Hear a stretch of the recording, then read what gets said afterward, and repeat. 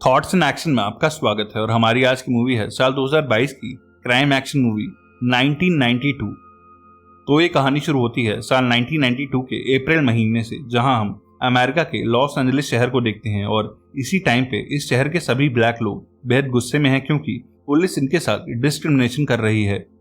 यहीं हम मर्सर नाम के एक आदमी को अपने घर पे देखते हैं जो अभी रिसेंटली जेल से छूटा है और फिलहाल एक मेटल फैक्ट्री में काम करता है। सालों पहले मर्सर एक खूंखार गैंगस्टर हुआ करता था और एक गैंग वॉर में 2 लोगों का मर्डर करने के लिए उसे 15 साल की सजा हुई थी। पर जेल से आने के बाद ये बदल चुका है और अब ये गैंग या क्राइम की लाइफ से दूर रहता है और ईमानदारी से अपनी लाइफ गुजारने की कोशिश कर रहा है। मर्सर की वाइफ एक कार एक्सीडेंट में मर चुकी है और उसका 16 साल का बेटा एंटवान अब उसके साथ रहता है। जेल में होने की वजह से मर्सर अपने बेटे को बड़ा होता नहीं देख पाया, इसलिए वो अब उसके साथ टाइम बिताना चाहता है और वो एंटवान को नींद से जगाता है ताकि वो स्कूल के लिए रेडी हो सके।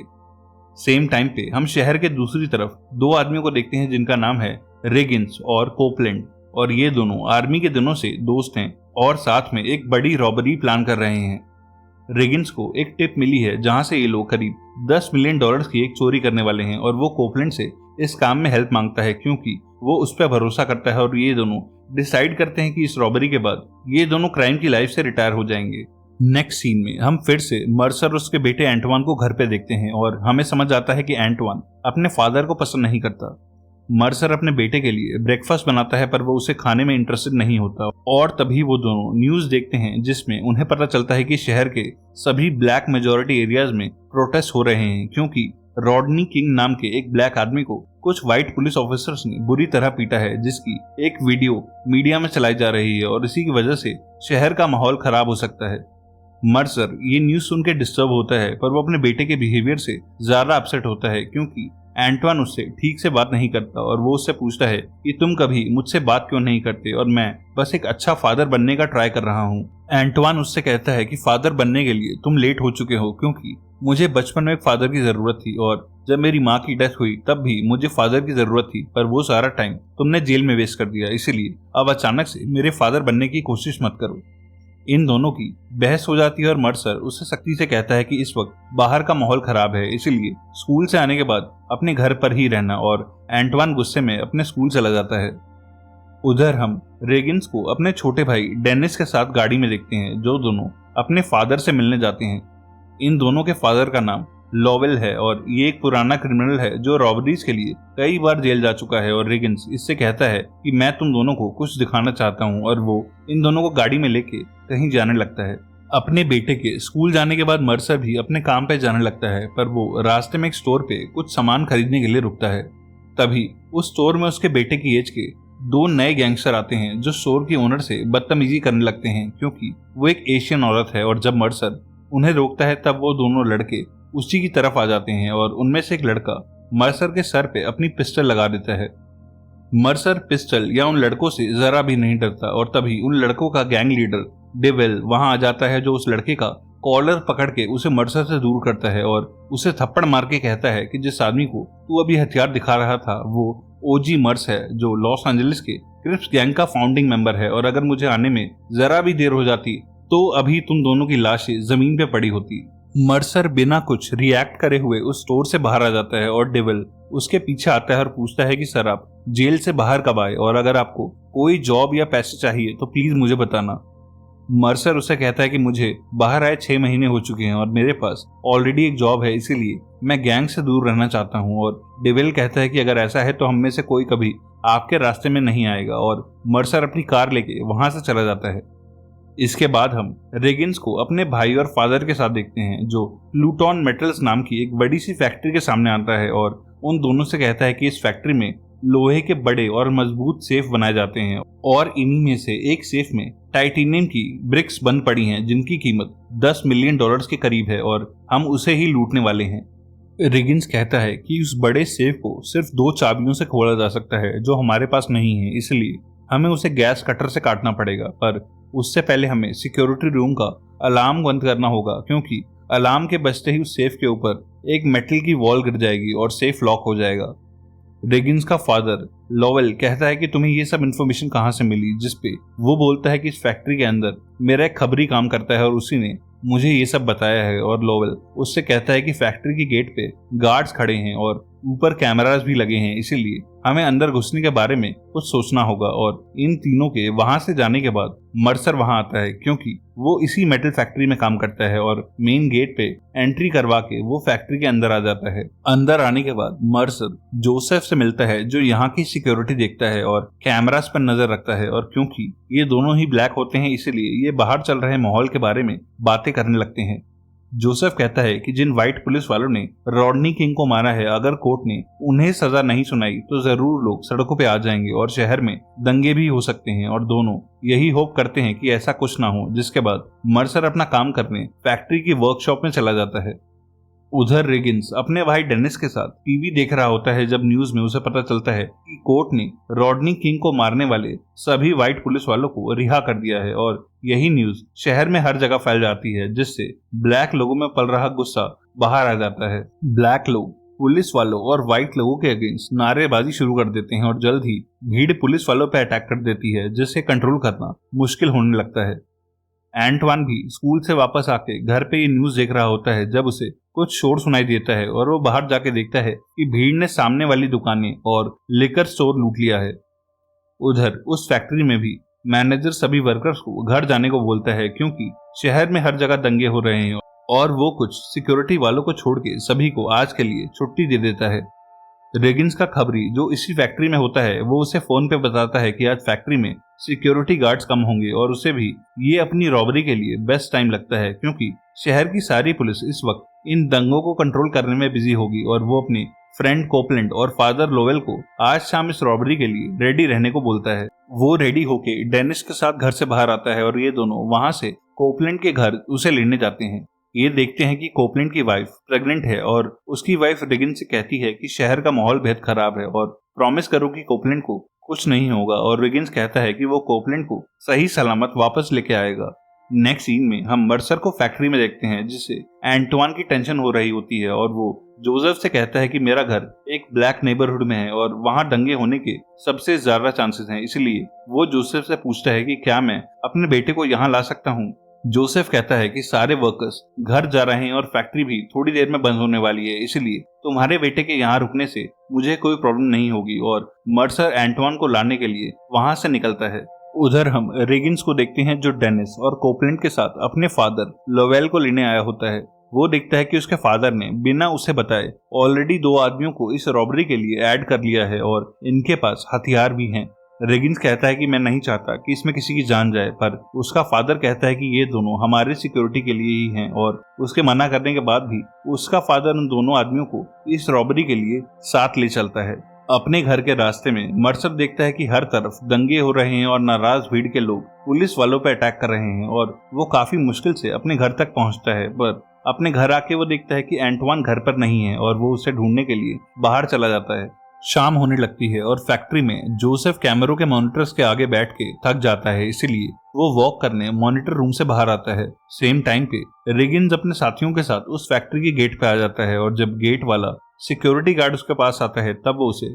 टेजर से बेहोश कर देता है और ये सब वैन के साथ फैक्ट्री के अंदर घुस जाते हैं। ये सब वैन लेके फैक्ट्री के लोडिंग एरिया में आते हैं और वैन से बाहर आके ये सब देखते हैं कि जोसेफ ठीक इनके सामने खड़ा है और सभी उस मोमेंट में फ्रीज हो जाते हैं। रेगिन्स ट्राई करता है कि कोई लड़ाई ना हो और वो जोसेफ से कहता है कि हमारी तुमसे कोई लड़ाई नहीं है और हमें बस कुछ ही घंटों का काम है, इसलिए प्लीज हमारे रास्ते से हट जाओ। पर जोसेफ कहता है कि मैं ऐसा नहीं कर सकता। जोसेफ अपनी गन निकालने के लिए अपना हाथ नीचे करता है और लोवेल का वो साथी उसे शूट करके मार गिराता है। रेगिन्स को ये देख के गुस्सा आ जाता है और वो जोसेफ की गन निकाल के उस आदमी पे ही पॉइंट करता है और बोलता है कि तुमने इसे क्यों मारा। वो आदमी भी रेगिन्स पे अपनी गन पॉइंट करता है और कहता है कि ये गार्ड हम पे गोली चलाने वाला था और लोवेल बीच में आके सबको शांत करवाता है। इसके बाद ये सभी फैक्ट्री के कैमरास को रिकॉर्ड करने वाले टेप्स निकाल लेते हैं और रेडियोस को खराब कर देते हैं और फैक्ट्री के अंदर उस वॉल्ट को ढूंढने लगते हैं। बाहर मर्सर दंगों के बीच में अभी भी अपने बेटे को ढूंढ रहा होता है जब उसे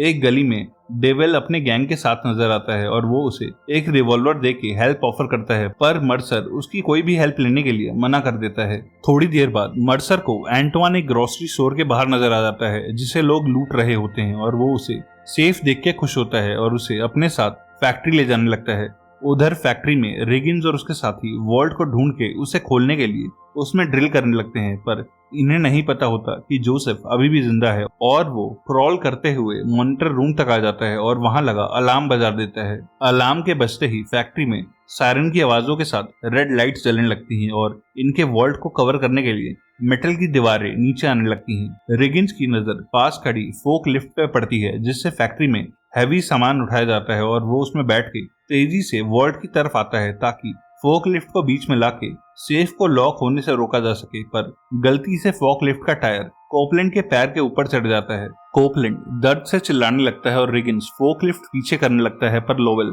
कहता है कि फोक लिफ्ट को मत हिलाना वरना सेफ बंद हो जाएगा और वो अपने दोनों आदमी को इशारा करता है जो फोक लिफ्ट की चाबी निकाल लेते हैं और रेगिन्स उनसे लड़ने लगता है क्योंकि कोपलैंड उसके नीचे फंस चुका है और उसकी एक टांग भी कट चुकी है जिसमें से काफी खून निकल रहा है। पर लोवेल सेल्फिश आदमी होता है और कहता है कि एक बार हम उस सेफ में से सारा प्लेटिनम निकाल लें उसके बाद तुम कोपलैंड को बाहर निकाल लेना, और रेगिन्स अपने फादर को गालियां देता है। उधर मर्सर एंटवान को लेके अपनी फैक्ट्री की तरफ जा रहा होता है जब रास्ते में उन्हें ब्लैक लोग दंगा करते और आगजनी करते हुए दिखाई देते हैं और एंटवान भी उन्हें ज्वाइन करने के लिए कहता है, पर मर्सर उसे कार से बाहर नहीं जाने देता और कहता है कि मैं नहीं चाहता कि तुम कभी मेरी तरह जेल जाओ। उधर उस फैक्ट्री में अभी तक अलार्म बज रहा होता है और बिजी होने के बाद भी शहर की पुलिस चेक करने के लिए वहां एक हेलीकॉप्टर भेजती है। लोवेल के वो दोनों आदमी अलार्म और सारे कनेक्शंस काट डालते हैं और उनमें से एक जोसेफ को 2 बार और शूट करता है ये चेक करने के लिए कि वो अब फाइनली मर चुका है या नहीं, और अंदर लोवेल और रेगिन्स सेफ को काटने में लगे होते हैं। सेम टाइम पे मर्सर अपने बेटे के साथ फैक्ट्री की तरफ आ रहा होता है जब वो देखता है कि कुछ ब्लैक लड़के एक वाइट कपल को तंग कर रहे हैं और उनसे उनकी कार छीन रहे हैं। एंटवान को कार में छोड़ के मर्सर उन लड़कों के पास आता है और उन्हें रोकता है, पर वो लड़के मर्सर पे ही हमला कर देते हैं और मर्सर उनकी पिस्टल और चाकू से भी नहीं डरता और उन सभी लड़कों को बुरी तरह मार के भगा देता है। वो उस कपल को उनकी कार की चाबी वापस देता है और जल्दी यहाँ से भागने को बोल के अपनी कार में वापस आ जाता है। और ये सब देख के एंटवान बेहद इम्प्रेस होता है क्योंकि उसे लगता था कि उसका फादर एक स्टील फैक्ट्री में काम करने वाला लूजर है, पर असल में वो एक बढ़िया फाइटर है। थोड़ी देर बाद उन्हें पुलिस रोड पे रोकती है और पुलिस वाले उनसे पूछते हैं कि वो दोनों इतनी रात को कहाँ जा रहे हैं। मर्सर उन्हें अपनी फैक्ट्री का नाम और आईडी कार्ड दिखाता है, पर फिर भी पुलिस वाले उन दोनों को कार से बाहर निकल के उनकी कार और उनकी तलाशी लेते हैं, जिससे एंटवान बेहद अपसेट होता है क्योंकि पुलिस वाले उन्हें बेवजह सिर्फ ब्लैक होने के लिए सर्च कर रहे हैं। पर मर्सर उसे चुप रहने के लिए कहता है और थोड़ी देर के बाद पुलिस वाले उन्हें जाने देते हैं। उधर हेलीकॉप्टर के अपने ऊपर आते ही लोवेल और सभी लोग काम रोक देते हैं और सारी लाइट्स बंद करके चुपचाप बैठ जाते हैं। जब पुलिस वाले ऊपर से देखते हैं कि फैक्ट्री बंद है और कोई लाइट से अलार्म नहीं बज रहा, तब वो भी वापस चले जाते हैं और पुलिस के जाने के थोड़ी देर बाद ये लोग सेफ के दरवाजे को डायनामाइट से उड़ा देते हैं। सेफ में होल हो जाता है और अंदर पड़ी टाइटेनियम की प्लेट्स देख के सभी बेहद खुश होते हैं और लोवेल सबको ये सारी प्लेट्स वैन में भरने के लिए बोलता है क्योंकि इन्हें बेच के ये सब अमीर होने वाले हैं। डेनिस के हाथों में कोपलैंड का खून लगा होता है जिसे साफ करने वो वॉशरूम में जाता है और सेम टाइम पे मर्सर भी अपने बेटे के साथ फैक्ट्री तक पहुंच जाता है और वो देखता है कि मेन गेट पे कोई गार्ड नहीं है। उसे ये थोड़ा ऑकवर्ड लगता है, पर वो खुद गेट खोल के फैक्ट्री के अंदर आ जाता है और अंदर आते ही एंटवान कहता है कि उसे वॉशरूम जाना है और मर्सर फैक्ट्री के अंदर चला जाता है। वॉशरूम के अंदर जाते ही एंटवान को डेनिस दिखाई देता है और उसे देखते ही उस पे अपनी गन पॉइंट करता है। उधर सिक्योरिटी रूम में आके मर्सर देखता है कि जोसेफ मरा पड़ा है और वो समझ जाता है कि यहाँ जरूर कुछ गड़बड़ है और वो उसकी रिवॉल्वर उठा लेता है जिसमें 6 गोलियां होती हैं और वो सिक्योरिटी रूम से वॉशरूम की तरफ जाने लगता है ताकि एंटवान को साथ लेके यहाँ से भाग सके। पर तभी लोवेल के वो दोनों आदमी उसे देख लेते हैं और उस पर फायर करते हैं और मर्सर भी उन पे गोलियां चलाता हुआ वॉशरूम की तरफ जाता है, पर वहां जाके वो देखता है कि एंटवान वॉशरूम में नहीं है। मर्सर समझदारी से काम लेता है और वो सबसे पहले उस फैक्ट्री की पावर काट देता है ताकि अंधेरे में इन सबसे लड़के एंटवान को बचाया जा सके। इसके बाद उसका सामना लोवेल के एक आदमी से होता है जिसपे वो एक लोहे की रॉड से अटैक करता है और उसे घायल करके वो फैक्ट्री की पार्किंग लॉट की तरफ भागता है जहां रेगिन्स एक व्हाइट वैन में टाइटेनियम की प्लेट्स भर रहा होता है। वो समझ जाता है कि ये चोरों का एक ग्रुप है और वो रेगिन्स पे हमला करके उसे फैक्ट्री के एक कोने में बांध देता है और पूछने लगता है कि तुम लोग कितने आदमी हो और मेरा बेटा कहाँ है। उधर डेनिस एंटवान को लेके लोवेल के पास आता है और कहता है कि मैंने इस लड़के को वॉशरूम में पकड़ा है और लोवेल उससे पूछताछ करने लगता है, पर एंटवान अपने फादर का जिक्र नहीं करता और कहता है कि मैं इस फैक्ट्री में मेंटेनेंस का काम करता हूँ। कोपलैंड, जिसकी फोक लिफ्ट के नीचे आने से एक टांग कट चुकी होती है, वो दर्द से चिल्ला रहा होता है, पर लोवेल उसे चुप रहने को बोलता है क्योंकि उसकी रोने की आवाजों से वो डिस्टर्ब हो रहा होता है। लोवेल फिर से एंटवान से सवाल पूछने लगता है, पर कोपलैंड की आवाज उसे अब भी तंग कर रही होती है, इसलिए वो उसे गोली मार के खत्म कर देता है, जो देख के डेनिस और एंटवान बेहद डर जाते हैं। लोवेल डिसाइड करता है कि ये लड़का हार्मलेस है, जो उनका कुछ नहीं बिगाड़ सकता, और वो एंटवान को कहता है कि यहाँ से भाग जा। पर जैसे ही एंटवान वहां से बाहर जाने लगता है, लोवेल के वो दोनों आदमी वहां आ जाते हैं और उससे कहते हैं कि एक ब्लैक आदमी ने हम पे अटैक किया है और रेगिन्स भी इस वक्त गायब है। और लोवेल एंटवान को फिर से पकड़ लेता है क्योंकि उसे अब इस लड़के पे शक होता है। वो अपने दोनों आदमियों को रेगिन्स को ढूंढने के लिए भेजता है और कहता है कि अगर वो ब्लैक आदमी तुम्हें कहीं दिखे तो उसे शूट कर देना।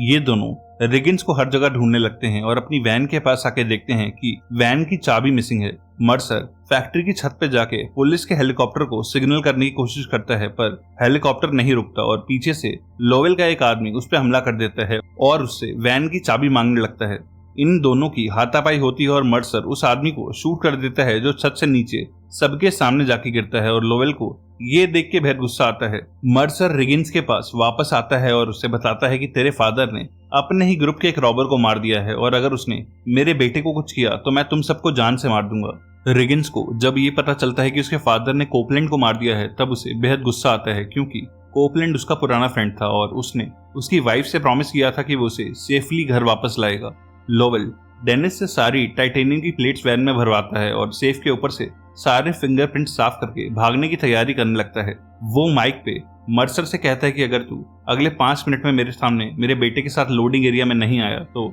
मैं तेरे बेटे को शूट कर दूंगा। और रेगिन्स उससे कहता है कि मेरा फादर एक सेल्फिश क्रिमिनल है जो कोई सबूत पीछे नहीं छोड़ता और अगर तू उसके सामने गया तो वो तुझे और तेरे बेटे दोनों को शूट करके मार देगा। और रेगिन्स अपने बाप को सबक सिखाने के लिए मर्सर के साथ हाथ मिला लेता है और दोनों मिलके एक प्लान बनाते हैं। 5 मिनट बाद जब सारी प्लेट्स वैन में लोड हो जाती हैं, तब लोवेल डिसाइड करता है कि वो एंटवान को शूट कर देगा, पर तभी मर्सर रेगिन्स के साथ उसके सामने आ जाता है और ये दोनों हैंड गन से लोवेल और उसके आदमी पे ही फायरिंग करने लगते हैं, जो देख के लोवेल शॉक होता है। ये दोनों एंटवान और डेनिस को वैन में बैठने को बोलते हैं, पर क्रॉस फायरिंग में डेनिस को एक गोली लग जाती है और रेगिन्स उसे लेके वैन के अंदर कूद जाता है और मर्सर एंटवान को लेके वैन में आगे बैठता है और ड्राइव करने लगता है। सारे प्लैटिनम के साथ इन्हें भागता हुआ देख के लोवेल को बेहद गुस्सा आता है और वो अपने आखिरी के साथी के साथ एक कार में इन सब का पीछा करने लगता है और इन पे फायरिंग करने लगता है क्योंकि उसे लगता है कि उसके दोनों बेटे और मर्सर सारा प्लैटिनम खुद रखना चाहते हैं।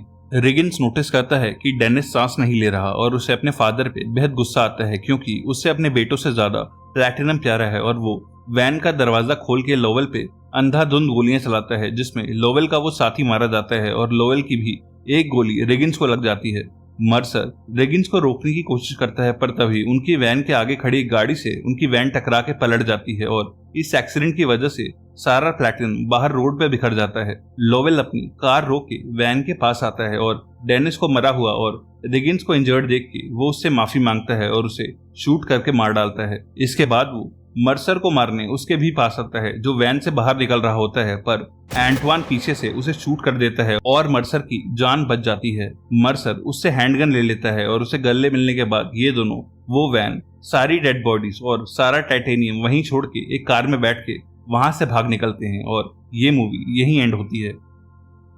एक और ऐसी ही मूवी के लिए लेफ्ट या राइट वाली वीडियो पे क्लिक करना। तब तक के लिए stay safe and keep watching thoughts and action.